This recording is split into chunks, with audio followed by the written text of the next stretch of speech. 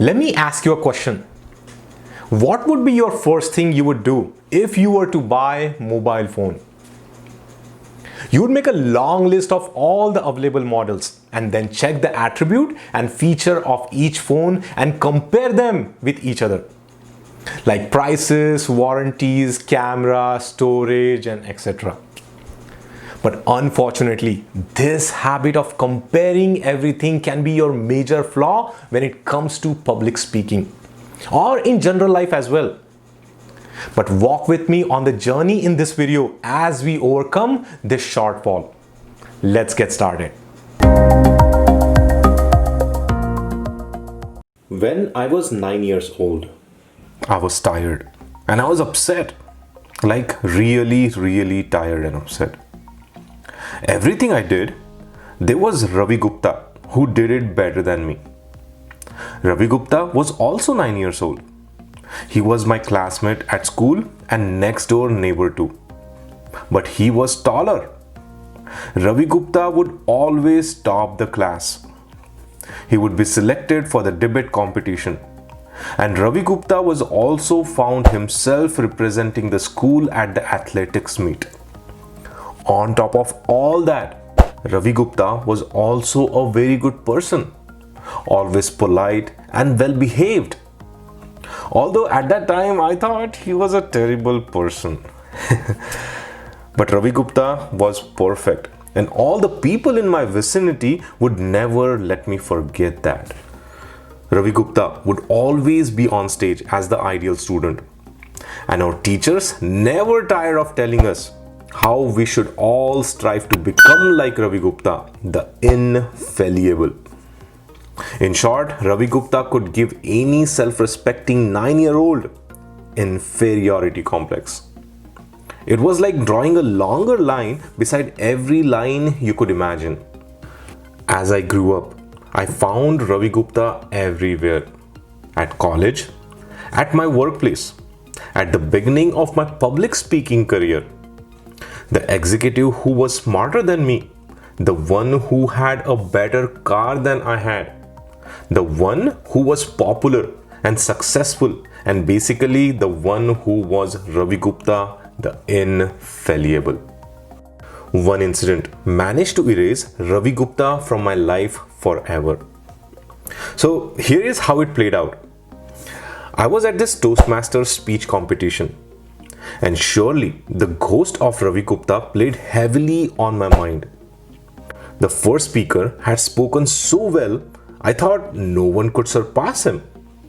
Then came the second speaker, and he received a standing ovation. The third was so good, he kept the audience in splits, and yes, he received a thundering applause as well. I thought the world had too many Ravi Guptas for one extremely scared Nikhil. I kept wiping my forehead with the handkerchief, which was more than moist with all the sweat I had shed. My hands were super shaky, and I held on to the chair to keep them from shivering. I kept looking back where the audience sat. Surely they were expecting another Ravi Gupta-like performance from me.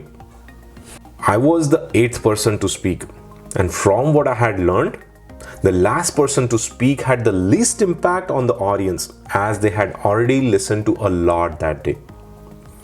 How lucky were the Ravi Guptas of this world? I kept shuffling uncomfortably, wishing I had never signed up for this in the first place. I would better have been home, watching cricket and cheering on Virat Kohli.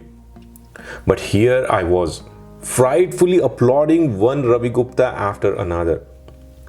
I kept checking the transcript of my speech and even made an effort to go through it again. But the words like my feet had turned to jelly. I excused myself and went to the washroom. I looked at myself and tried to smile in an effort to boost my own morale. But I guess I was haunted by the Ravi Gupta ghost. Then a friend walked in, saw me in that situation, sat me down and gave me an analogy I will never forget. I think he quoted Einstein when he said, If you judge a fish by its ability to climb a tree, it will live its whole life believing it is stupid. I looked at him puzzled. He told me I was unique. Each one of us is, with our own different viewpoints, thoughts, and experiences. Each one of us brings a different story on stage. And that right there was my problem. My perspiring forehead, my shivering palms, my jelly fit and jittery heart was all because of I was constantly comparing myself, completely overlooking the fact that I was not Ravi Gupta. And most importantly, I did not have to be Ravi Gupta. I was Nikhil, and I'm Nikhil, and Nikhil will be Nikhil. Nikhil does not need to be Ravi Gupta to feel bad, nor does Ravi Gupta need Nikhil to feel good about himself. We are all unique and bring something different on stage. I had lived my whole life comparing myself, so much that it had become an unconscious habit. But this change in my perspective not only brought confidence and joy, it finally cured me of haunting that was Ravi Gupta. I had to constantly remind myself of who I was. And I did that each time I had to speak on stage. I clapped for all those who spoke well. And I also lauded myself when I had done a good job. I listened to every perspective with an open mind and delivered my idea as me. Now, I'm not looking at lines as longer than or shorter than. I'm looking at lines as they are. Some long, some short, each unique, different, and serving their purpose in the world. So my dear friend, if you have Ravi Gupta hanging around somewhere in your mental closet, now is the time to get rid of him. Now is the time to realize that you are you. Now is the time to realize that you are unique. And you have a choice of being the best version of yourself. You have a speech coming up, and you have that fear that others would be better than you. Stop that thought right there and replace it with, nobody thinks the way I do. Nobody speaks the way I do. I have my own unique style and expression. And while I'm open to learning and getting better, I have closed my mind of comparing with others. Think of it this way. There is a Ferrari, but you love your car, don't you? And that is because it serves you well. Same goes for when you are on stage. Other speeches might be funnier and receive great applause, but your speech is unique. For what you speak and how you speak is uniquely you. As I say goodbye to you, remember the wisdom from Einstein. If you judge a fish by its ability to climb a tree, it will live its whole life believing it is stupid. That's it. Stay unique, stay healthy. This is Nikhil. Keep speaking, keep expressing. World is your stage. Now, you might know that I was a terrible speaker just few years back.